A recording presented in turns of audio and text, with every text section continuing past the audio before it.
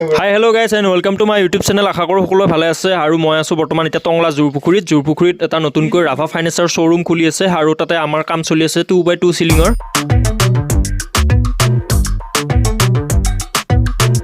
আৰু ইটো সাইডত আমি বৰ্তমান এটা সিলিং লগাই আছো আৰু ইটো সাইডতো লগাব আছে ইটো সাইডত সম্পূৰ্ণ হোৱা নাই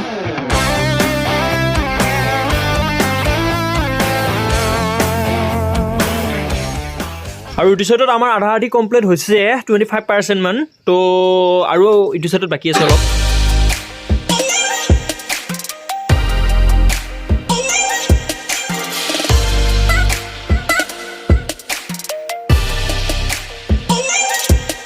আৰু এফালে টাইলছ মিস্ত্ৰীয়ে টাইলছৰ কাম কৰি আছে আমি কৰি আছো সিলিংৰ কাম আৰু এফালে মই চিৰি উঠি কিনে এটা ড্ৰোন শ্বট লৈ ললো